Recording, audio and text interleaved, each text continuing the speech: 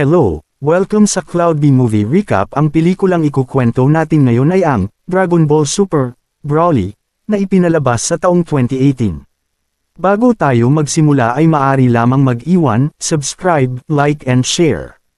Halina't simulan na natin. Nagsimula ang pelikula na pinapanood ni King Cold ang Planet Vegeta sa pamamagitan ng kanyang scouter screen habang papalapit ang kanyang flota. Dumating ang Taliba sa spaceport na sinusundan ng mothership.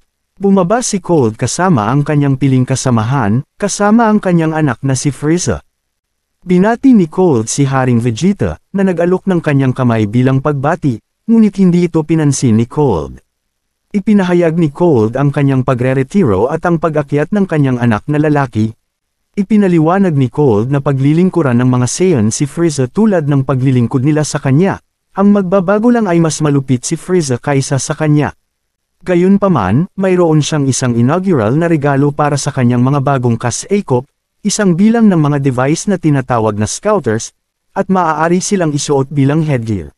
Habang ipinapakita ni Frieza ang kakayahan ng mga bagong scouter na ito na makakita ng mga anyo ng buhay at masuri ang kapangyarihan ng labanan, napansin niya ang mga sniper na tumutuon sa kanya mula sa mga kuta ng kastilyo at agad niya silang pinasabog. Pagkatapos, tinitingnan ni Haring Vegeta ang kanyang anak sa kanyang nursing kapsula. Ipinagmamalaki niya ang potensyal ni Prinsipe Vegeta at ipinahayag na ang kanyang anak ang mamumuno sa universo at hindi na ang halimaw na si Frieza. Napansin ni Haring Vegeta ang isang sanggol sa isang kapsula, at tinanong niya kung bakit ito naroroon sa espesyal na kapsula. Sinabi ng mga tauhan niya na ang batang ito ay si Broly, siya ay anak ng Colonel Paragus at mayroon itong nakatagong abilidad. Ang kanyang kapangyarihan ay pabago-bago ngunit ang kanyang kapangyarihan sa pakikipaglaban ay abnormal na mataas, marahil mas mataas pa kaysa kay Prince Vegeta. Nagalit ang Haring Vegeta dahil hindi niya tanggap na mas malakas pa si Broly sa anak niya, at tanging ang anak lamang niya ang pinakamalakas sa lahat ng Saiyan. Sinukat niya ang kapangyarihan gamit ang Scout Scopes, nagsimulang umiyak si Broly at sumabog ang device. Dito nga ay malupit niyang ipinaalam kay Paragus na ang anak niya ay may abnormal na kapangyarihan, na matatawag nilang mutant at balang araw ay mawawala ito sa kanyang sarili at maari itong magsahi ng panganib sa kanilang sandatahang lakas, maging sa universo, at sinabi na si Broly ay kanyang pinatapon sa planeta Vampa. Dali-daling umalis si Colonel Paragus upang sundan ang kanyang anak, sumakay siya sa spaceship kasama ang isang lalaki na si Beats. Si Paragus at Beats ay lumalapit sa Planet Vampa, na talagang isang planetoid. Nagre-resulta ito sa isang crash landing, ngunit nakaligtas sila at hindi sila nasaktan. Nagsuot si Paragus ng ilang uri ng maskara at sinimulan nilang hanapin si Broly gamit ang isa sa mga lumang scout scope. Hindi nagtagal, ang pod ay kanilang natagpuan at ito ay tila nasira sa isang crash landing, ngunit wala si Broly doon. Hindi nagtagal, lumabas si Broly mula sa isa sa mga paa ng insektong nilalang. Sinabi ni Paragus kay Broly kung gaano siya kasaya na makita siya, ngunit mukhang hindi siya kilala ni Broly. Pagbalik nila sa kanilang spaceship sinabi ni Beats na nasira ang main floater at hindi niya ito kayang ayusin at napakalayo nila para humingi ng tulong, at mayroon lamang silang sapat na pagkain at tubig sa loob ng 10 araw. Si Paragus ay hindi nagdalawang isip na bawian ng buhay si Beats upang sila ay makatipid sa pagkain. Pagkalipas ng 5 taon, si Bardock ay nagbabalik mula sa labanan sa Planet Vegeta, inutusan ni Frieza ang lahat ng mga Saiyan na umuwi. Ginising siya ni Leak mula sa pagtulog upang ipaalam sa kanya na malapit na silang dumating. Ngunit nagtataka si Bardock kung bakit ang mga Saiyan ay pinabalik ni Frieza sa mundo nila at napapansin niya na may kakaibang pinaplano si Frieza sa bawat Saiyan, at sa palagay niya na may plano si Frieza na ubusin ang lahi ng mga Saiyan. Sa kanilang paglanding, isang Saiyan na si Taro ay may binanggit na si Frieza ay nagtatanong sa paligid tungkol sa maalamat na Super Saiyan. Si Bardock ay lalong naghinala sa planong gagawin ni Frieza. Dumating si Bardock sa kanyang bahay at nakita niya si Gin na nagtatrabaho sa kanyang butcher shop. Dito nga ay masayang nakita ni Gin si Bardock. Nagtanong si Bardock tungkol kay Raditz at sinabi ni Gin na wala doon, at siya ay nasa isang misyon kasama si Prince Vegeta. Pumasok sila sa silid at naroon ang nursing capsule ni Kakarot. Naging seryoso ang ekspresyon ni Bardock at sinabi niya kay Gin na sa sandaling sumapit ang gabi, dapat silang magnakaw ng space pod at ipadala si Kakarot sa ibang planeta. Hindi naman makapaniwala si Gin sa sinabi ni Bardock. Sinabi ni Bardock na si Frieza ay natatakot sa maalamat na Super Saiyan na magpapakita. Iniprograma ni Bardock ang pod sa lokasyon ng planetang Earth kung saan ang teknolohiya at labanan ay mababa, at hindi ito sasalakayin ni Frieza dahil hindi ito hadlang sa kanya. Hinawakan ni Bardock at Gin ang salamin ng pod, at inilagay din ni Kakarot ang kanyang kamay sa salamin, at sila ay nagpaalam na kay Kakarot. Sina Bardock at Gin ay pinagmamasdan ang mabilis na paglipad ng pod sa kalawakan. Sa spaceship ni Frieza, binalaan ni Kik Ono si Frieza na ang pagsira sa mga Saiyan ay magbabawas ng kanilang puwersa ng halos kalahati, ngunit hindi nag-aalala si Frieza tungkol doon, at alam niyang tatalikuran siya ng mga Saiyan sa darating na panahon, at siya ay nagpasya na oras na para ubusin at gawin alikabok ang mga Saiyan sa kalawakan. Hindi siya nag-aksaya ng oras at agad siyang naglabas ng malaking enerhiya ng pag-atake upang sirain ang planeta. Napinsala ng husto ang kanyang baluti matapos makipaglaban sa ilan sa mga tauhan ni Frieza, si Bardock lamang ang naglabas ng enerhiya na Final Spirit Cannon upang pigilan ang pag-atake ni Frieza, at ang kanyang baluti ay nasusunog habang siya ay pinatay at ang planeta ay nawasak. Habang ang mga palatandaan ng buhay sa screen ng kanyang scouter ay bumababa hanggang sa ito ay maging 0. Sa kasalukuyang araw, nag-sparring sina Goku at Vegeta malapit sa summer home nila Bulma sa isang isla. Ang dalawa ay naglalaban ng matindi, ngunit nagalit si Beerus nang gisingin siya mula sa kanyang pagtulog sa dahil sa kanilang ingay. Nakatanggap si Bulma ng tawag sa kanyang wristwatch mula kay Trunks, na ipinaalam sa kanya na ninakaw ang 6 na Dragon Ball na nakolekta ni Bulma sa kanyang lab, at pinakita ni Trunks ang video record sa kanyang ina, na ikinagulat nila na isa ito sa mga tauhan ni Frieza. Iniisip ni Vegeta na tiyak na nagpadala si Frieza ng mga mahihinang tauhan upang hindi nila ito maramdaman. Sinabi ni Bulma na mayroon siyang 6 na Dragon Ball na nakolekta at ang isa ay matatagpuan sa Ice Continent. Sumama ang iba maliban kay Beerus at siya ang iniwanan upang magbantay sa anak ni Bulma. Samantala sa spaceship ni Frieza, ipinaalam ni Kik Ono ang balita na ang 6 na Dragon Ball na nakolekta ng asawa ni Vegeta ay nasecure na, kasama ang Dragon Radar na ginagamit nila upang mahanap ang huling Dragon Ball. Sa isang lugar sa kalawakan, sina Cheilai at Lemo ay naghahanap ng malalakas na tao na isasali sa Frieza Force. Isang planeta ang kanilang nakita at naglabas ito ng signal. Isang sirang spaceship ang kanilang natagpuan, lumapit si Paragus nang makita sila, at napansin ni Lemo na mayroon nitong buntot at nakilala niya ito na lahi ng mga Saiyan. Pagkatapos ay ipinakilala ni Paragus ang kanyang sarili at ipinaliwanag na siya ay na-stranded dito mula noong siya ay nag-crash land sa planeta. Ginamit ni Cheilai ang kanyang scout scope kung saan nakita niya na napakalakas ng enerhiya ni Paragus na kanyang ikinamangha. Isang Vampa Beetle ang lumalapit, ngunit si Paragus ay sumigaw para tawagin si Broly. Agad na sinugod ni Broly ang Vampa Beetle at napabagsak niya ito. Lalong ikinamangha nila nang ginamit nila ang scout scopes at nakita nila na hindi masukat ang kapangyarihan ni Broly. Pagdating nila sa spaceship ni Frieza, pumunta si Berry Blue para ipaalam kay Frieza ang pagdating nila. Nais malaman ni Frieza kung mayroon siyang mga problema sa pagkontrol sa sarili, ngunit iginiit ni Paragus na bihira lamang ito mangyari at kapag nawala ng kontrol si Broly ay ginagamitan niya ng remote control na hawak niya at ito ay nakalagay sa loob ng bag, para makuryent si Broly sa pagwawala nito. Masasabi ni Frieza na si Broly ay may natatagong malakas na kapangyarihan. Sinabi niya rin na buhay ang anak ng Haring Vegeta, na agad na ikinagalit ni Paragus at sinabi ni Frieza na tutulungan silang maghiganti. Sa sandaling ito, lumapit ang isang lalaki at sinubukang hawakan at alukan si Cheilai na sumama sa kanila. Sinasabi ni Cheilai na ayaw niya at lumayo ito sa kanya. Ang lalaki ay nagmatigas, kaya nag-alok si Lemo na magbayad para sa kanyang inumin at umaasang mapaalis niya. Itinulak ng lalaki si Lemo, at agad na ikinagalit ni Broly. Siya ay lumapit sa lalaki at hindi pinansin ang utos ng kanyang ama. Ilang beses sinuntok ng lalaki si Broly sa dibdib, pero hindi man lang kumibo si Broly. Habang sinusubukan ni Paragus na pahintuan si Broly sa kanyang ginagawa ngunit si Broly ay hindi nakikinig sa kanyang ama, pagkatapos ay ginamit na ni Paragus ang remote para kuryentehin ito, nilapitan ni Cheilai at Lemo si Broly, ngunit nang makita nila na ayos lang siya ay agad na nilapitan ni Cheilai si Paragus upang harapin, dahil mali ang pagpapalaki nito sa kanyang anak. Ngunit habang nagsasalita siya, palihim niyang kinukuha ang remote mula sa kanyang bag. Nakarating na sina Bulma, Goku, Vegeta at si Whis sa Arctic at nakita sila ng mga goons ni Frieza, na kinikilala sila bilang mga Saiyan. Agad silang sumakay sa kanilang spaceship at dali-daling umalis, subalit nakita sila at agad na pinabagsak ni Vegeta ang kanilang sinasakyan. Sina Goku at Vegeta ay agad na tinungo ang spaceship at sinabi ni Goku na ibigay nila ang huling Dragon Ball.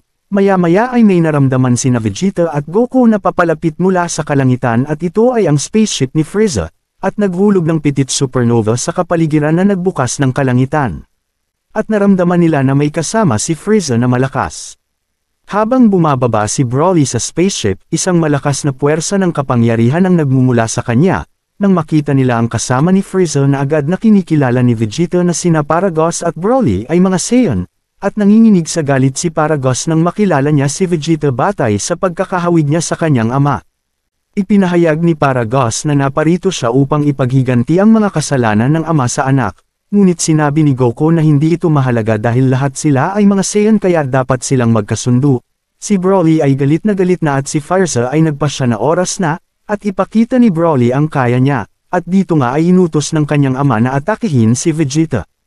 Matindi ang labanan ni Vegeta at Broly, ang kanilang paglalaban ay nakakalamang si Vegeta ngunit napapansin niya na si Broly ay bumilis at mas lumakas. Nagpasya si Vegeta na mag-transform sa isang Super Saiyan, na ikinagulat ni Broly at Paragus dahil ngayon lang nila nakita na pwede pala magpalit anyo, at nakita niya ay Vegeta ang isang maalamat na Super Saiyan. Si Frieza ay nagulat nang malaman niya kay Paragus na hindi pa nagagawa ni Broly ang mag-Super Saiyan. Sa pag-atake ni Vegeta ay binugbog niya si Broly sa kanilang laban, at habang tumatagal ang mga pag-atake ni Vegeta kay Broly ay hindi na yumiepekto sa kanya. Napapansin ni Vegeta na mabilis mag-develop ang kakayahan nito. Si Vegeta ay nag-transform bilang Super Saiyan God, at ang bawat pag-atake ni Broly ay madaling naiiwasan na ni Vegeta, at isang suntok ang binigay ni Vegeta kay Broly na ikinasira ng mga bundok. Pinapahinto na ni Paragus si Broly at sinabi na bumalik na ito. Nang kukunin niya ang remote ay wala na ito sa kanyang bag at muling sinabi niya kay Broly na tumigil na ito at bumalik na. Ngunit si Broly ay nawala na sa kanyang sarili, at hindi na siya nakikinig sa kanyang ama. Nagpalabas si Vegeta ng isang malakas na enerhiya na God Heat Flash upang tapusin si Broly. Si Goku ay sinubukan na pigilan si Vegeta, ngunit hindi niya pinansin si Goku at pinasabog niya si Broly sa isang nag-yellow na lawa. Nagising ni Broly at ang kanyang galit na anyo, na ginagawang isang higanting maelstrom ang lawa, habang siya ay bumangon sa isang ginintuang kumikinang na anyo at sumisigaw ng kanyang galit. Nagsisimula ng mag-alala si Goku at si Vegeta, dahil sa malakas na kapangyarihan na nararamdaman nila at hindi sila makapaniwala na mayroon Saiyan na mabilis ang pagtaas ng kapangyarihan. Ang galit na si Broly ay nagpalabas ng isang malakas na enerhiya sa kanyang bibig na dumiretso kay Goku at bahagya niya itong naiwasan. Si Vegeta ay agad na sumugod at isang suntok ang kanyang binitawan subalit, hindi man lang nasaktan si Broly sa ginawa niya. Ang kanilang paglalaban ay nagpatuloy hanggang sa tinawag ni Goku si Broly at ganado na harapin si Broly. Si Goku at Broly ay sabay na umatake at ang kanilang kamay ay nagbanggaan, ang kanilang paglalaban ay naging matindi. Si Goku ay nagpalit anyo bilang Saiyan, at ang kanilang lakas ay halos pareho lamang ngunit habang tumatagal ay mas lalong lumalakas si Broly, at hindi sapat ang Super Saiyan sa kanya. Si Goku ay muling nag-transform bilang Super Saiyan God, ang nagwawalang si Broly ay napahinto gamit ang isang teknik ni Goku kung saan hindi ito makagalaw. Kinausap niya si Broly at sinabi na sa palagay niya ay hindi ito masama, at huwag itong makinig sa mga sinasabi ng masasama. Ngunit umiral pa rin kay Broly ang galit niya at nakawala siya sa kapangyarihan ni Goku. Ang kanilang paglalaban ay nagpatuloy pa rin, at ang bawat pag-atake ni Goku ay madaling napipigilan ni Broly hanggang si Goku ay mabugbog nito at halos mawalan siya ng malay sa kamay ni Broly. Sa malayong lugar, kinausap si Goku ni Piccolo at sinabi ano ba ang nangyayari. Ang nararamdaman niyang ki ay hindi mula kay Frieza, at nararamdaman ni Piccolo ang hindi kapanipaniwalang kapangyarihan, at kahit pa si Piccolo ay pumunta sa kinaroroonan nila Goku ay wala rin siyang magagawa. Muling nag-transform si Goku bilang Super Saiyan Blue. Sila ay muling nagsagupaan, sa bagong anyo ni Goku ay kahit papaano ay nakakasabay na siya sa lakas ni Broly. Ang kanilang paglalaban ay napakatindi, ang bawat isa ay nagpapakita ng kanilang kakayahan, hanggang sa mapatalsik ni Goku si Broly. Tinanong ni Frieza si Paragus kung hanggang doon na lamang ba ang kapangyarihan ni Broly, at sinabi naman nito na tama si Frieza. Naalala ni Frieza ang pagpatay niya kay Krillin at ito ay nagsanhi ng galit kay Goku na humantong sa pagpalit anyo nito. Pinatay ni Frieza ang ama ni Broly at sinabi nito na patay na ang kanyang ama. Nang makita ito ni Broly ay agad siyang nagalit at ang kanyang kapangyarihan ay mas lalo pang lumakas, at siya ay nagpalit anyo bilang Super Saiyan. Sa sobrang galit ni Broly, siya ay nagpakawala ng maraming enerhiya sa iba't ibang parte ng lugar, at isang malaking bola ng enerhiya ang kanyang pinakawalan. Si Vegeta ay nagpasya na tulungan si Goku na labanan si Broly at sinabi na hindi na oras para sa one-on-one. Agad na nagpalit anyo si Vegeta bilang Super Saiyan Blue at sabay nilang inatake si Broly. Ang kanilang pag-atake ay hindi man lang nasasaktan si Broly, at ang mga pag-atake ni Broly ay naiiwasan nila. Sila ay sabay na nagpakawala ng Gyalku at Kamehameha, ngunit, madaling winasak ni Broly ang kanilang pag-atake at dinala nila si Broly kay Frieza. Si Broly ay nilabanan si Frieza, habang sina Goku at Vegeta ay nagpunta sa kinaroroonan ni Piccolo upang humingi ng Senzu Bean, subalit walang hawak si Piccolo ng Senzu Bean. Naisip ni Goku na mag-fusion sila ni Vegeta dahil ito lamang ang tingin niyang makakatalo kay Broly. Subalit ayaw ni Vegeta gawin yun dahil sa nakakahiyang pagkilos sa pag-fusion. Sinabi ni Goku na hahayaan na lamang ba ni Vegeta na mamatay ang kanyang minamahal na si Bulma, at hindi nagtagal na papayag din ni Goku si Vegeta. Samantala, si Frieza ay nabugbog ni Broly, at napagpas siya ni Frieza na magpalit anyo bilang Golden Frieza, at sinabi na tuturuan niya ng leksyon si Broly. Dito nga ay nagsaanib silang dalawang ngunit sa una ay palpak ang kanilang ginawa, sila ay naging mataba, sa pangalawang pagsubok naman ay sila ay payat at mukhang pagod, at sa huling pagsubok ay nagawa na nila ng perpekto at tinawag nila ang kanilang anyo na Vegeta. Si Frieza ay walang nagawa, siya ay nabugbog ni Broly, maya-maya lang ay lumabas sa harap ni Frieza si Vegeta, inatake ni Broly si Whis at walang hirap niyang naiiwasan ang pag-atake nito. Sumulpat si Goku sa harap ni Whis at sinabi na siya na ang haharap kay Broly. Ang pag-atake ni Broly ay madaling naiiwasan ni Vegeta, habang siya ay hinahabol ni Broly ay nagpalit anyo si Vegeta bilang Super Saiyan. Ang kanilang paglalaban ay mas naging matindi at sila ay nakakasabay sa lakas ni Broly. Ang dalawa ay parehas na naglabas ng matinding kapangyarihan, hanggang si Vegeta ay magpalit anyo bilang Super Saiyan Blue. Ang kanilang paglalaban ay mas lamang na si Vegeta madali lamang niyang binugbog si Broly. Pinaulanan niya ng enerhiya si Broly at ito ay nararamdaman na ng kanyang katawan, hanggang siya ay bumagsak. Si Che Eli ay nagpalabas ng dragon na si Shenron gamit si Kick Ono, at dito nga ay humiling si Che Eli kay Shenron. Si Broly ay muling bumangon at agad na umatake subalit, naiiwasan na ni Vegeta ang mga atake nito, at binugbog niya si Broly. Siya ay wala nang magawa sa mga atake ni Vegeta. Si Vegeta ay naglabas ng enerhiya na papakawalan niya kay Broly na Kamehameha. Nang ito ay tatama na sa kanya ay biglang nawala si Broly. Hiniling ni Che Eli kay Shenron na ibalik si Broly sa planeta kung saan una nila itong nakita. Si Lemo at Che Eli ay agad na umalis sakay ng spaceship upang puntahan si Broly sa planetang Vampa. Si Frieza ay nagtatangkang pasabugan ng spaceship, at agad naman na pinigilan ni Vegeta. Bago umalis si Frieza sinabi nito na siya ay babalik. Pagkalipas ng 3 araw, binisita ni Goku sina Broly, Che Eli at Lemo. Siya ay naroon at hindi siya naghahanap ng laban.